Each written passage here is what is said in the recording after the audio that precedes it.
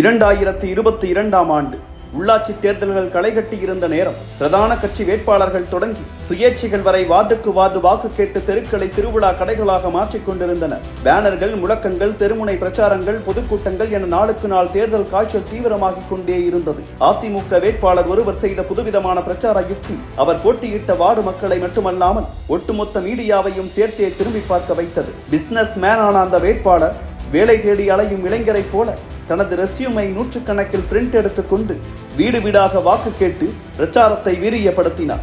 அந்த தேர்தல் முடிவுகள் அவரை கைவிட்டாலும் பிரச்சாரத்தில் அவர் காட்டிய கிரியேட்டிவிட்டியும் களத்தில் காட்டிய வேகமும் அதிமுக தலைமையை ஆச்சரியப்படுத்தியது. அந்த கிரியேட்டிவிட்டி மீதும் வேகத்தின் மீதும் நம்பிக்கை வைத்து மீண்டும் அவருக்கு வாய்ப்பளித்திருக்கிறார் எடப்பாடி பழனிசாமி.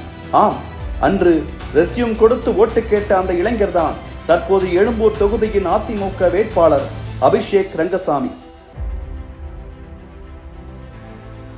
இந்த அபிஷேக் ஒரு நடுத்தர வர்க்க குடும்பத்தைச் சேர்ந்த இளைஞர். அவரது அப்பா மெட்ராஸ் பல்கலைக்கழகத்தின் இயக்குநராக இருந்து பணி ஓய்வு பெற்றவர். அரசியல், பிசினஸ் என இரண்டுமே அறியாதது அபிஷேக்கின் குடும்பம். ஆனால் தனது ஆர்வத்தால் இரண்டிலுமே அடுத்தடுத்து வெற்றி கொடி நாட்டி வரும் இளைஞர் அபிஷேக் ரங்கசாமி.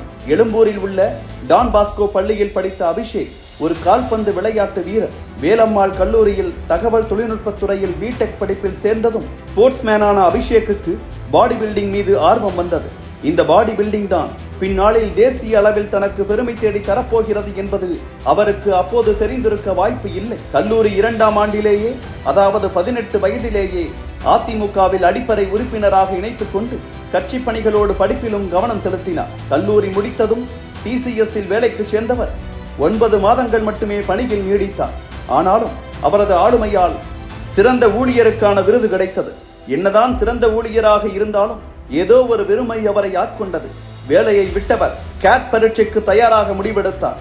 ஆனால் அதுவும் 1 மாதம் கூட நீடிக்கவில்லை. பின்னர் தொழில் தொடங்க முடிவெடுத்தார். A2 என்கிற கார்மெண்ட் நிறுவனத்தை தொடங்கி சரக்குகளை வாங்கி குவித்தார். அபிஷேக்கின் தொழில் முயற்சி வேகமாக வளர தொடங்கியது. ஆனாலும் ஆஸ்வாசமாக அமர விரும்பாமல் IT நிறுவனங்கள், MNCக்கள், பள்ளிகள் என புதிய வாய்ப்புகளை தேடி படியேறினார். அபிஷேக்கின் இந்த விடாமுயற்சியால் 2 ஆண்டுகளில் பிசினஸ் வெற்றி பெற்றது. 2000 சதுர அடி கொண்ட இடத்திற்கு அலுவலகம் இடமாறியது. வளர்ச்சிக்கு வேறு என்ன வழி என யோசித்தவர் ஸ்பைக்கர் நிறுவனத்தை அணுகினார். விநியோக உரிமை அவர் கைவசம் வந்தது. கிட்டத்தட்ட 6 ஆண்டுகளாக தமிழ்நாட்டில் ஆஃப் மோடில் இருந்த ஸ்பைக்கர் நிறுவனத்தை ஆக்டிவ் மோடுக்கு கொண்டு வந்த அபிஷேக் சரவணா ஸ்டோர்ஸ், போத்தீஸ் போன்ற டெக்ஸ்டைல் ஜாம்பவான்களுக்கே டெனிம் சப்ளையராக உருவெடுத்தார். வெற்றிக்கு மேல் வெற்றி கொடுத்த ஆர்வம் 2017இல் அவரை சொந்த தொழில் தொடங்க ஊக்குவித்தது. தனது பாடி பில்டிங் அறிவை இங்கு பயன்படுத்திய அபிஷேக் ஸ்போர்ட்ஸ் வியர் பிராண்டான டம்பலை உருவாக்கினார். அதற்கு பிராண்ட் அம்பாசிடராக ஒலிம்பிக் விளையாட்டு வீரர் சதீஷ்குமார் சிவலிங்கத்தை அணுகினார். இதே நேரத்தில் கட்சி பணிகளிலும் தீவிரம் காட்ட தொடங்கி இருந்தார். ஒரு பக்கம் அவரது டம்பல் வியர் நிறுவனம் தென்னிந்தியாவின் டாப் 3 ஸ்டார்ட் அப் நிறுவனங்களில் ஒன்றாக நிதி ஆயோக் இணைந்து வழங்கும் ஸ்டார்ட் ஸ்மார்ட் அவார்டை வென்றது. இன்னொரு பக்கம் கட்சியில் சென்னை வடக்கு மாவட்ட MGR இளைஞர் அணியின் துணை செயலாளர் பதவியும் கிடைத்தது. அடுத்த ஒரு சில ஆண்டுகளில் 2020இல் MGR இளைஞர் அணியின் மாவட்ட செயலாளர் பதவியை பெற்றவர் கட்சி பணிகளை தீவிரப்படுத்தினார். தொழிலில் 40க்கும் அதிகமான விருதுகளை பெற்றார். ஏசியா புக் ஆஃப் ரெக்கார்ட்ஸில் இடம் பிடித்தார். தேசிய அளவுக்கு செல்லும் விளையாட்டு வீரர்களை கண்டுபிடித்து ஊக்குவித்தார். பிசினஸ் மேனாக அவர் அடுத்தடுத்து காட்டிய வளர்ச்சியும் அந்த வளர்ச்சியால் சமூகத்துக்கு அவர் செய்த உதவிகளும் சேர்ந்து 2022இல் சென்னை மாநகர தேர்தலில் போட்டியிட அதிமுகவில் வாய்ப்பை பெற்றுக் கொடுத்தது. இரட்டை இலை சின்னத்தில் களம் கண்டவர் தனது ரெஸ்யூமை பிரிண்ட் எடுத்து வீடு வீடாக கொடுத்து ஓட்டு கேட்டார். அந்த ரெஸ்யூமில் கட்சியில் சேர்ந்து வளர்ந்த காலகட்டங்கள், கல்வி தகுதி, பெற்ற விருதுகள், திறன்களை எல்லாம் பட்டியலிட்டிருந்தார்.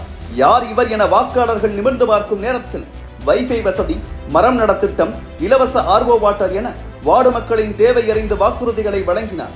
அந்த தேர்தல் கை கொடுக்காமல் போனாலும் கூட சட்டப்பேரவை தேர்தலுக்கான முன்னோட்டமாக அமைந்தது. பிசினஸில் முயற்சியை கைவிடாத அபிஷேக் அரசியலிலும் அதையே தொடர்கிறார். உள்ளாட்சி தேர்தல் பாடங்களை மனதில் கொண்டு தற்போது கூடுதல் வேகத்துடன் எழும்பூரில் களமிறங்கி இருக்கிறார் அபிஷேக். எதிராளியை தோற்கடிப்பதில் நேரத்தை செலவழிப்பதை விட எனது வெற்றியை உறுதி செய்வதே நோக்கம் என நேர்மறை எண்ணத்தோடு களம் காணும் அபிஷேக் ரங்கசாமி அசெம்பிளிக்குள் நுழைவாரா என்பதை எழும்பூர் வாக்காளர்களின் கைவிரல் மைதான் முடிவெடுக்க வேண்டும்.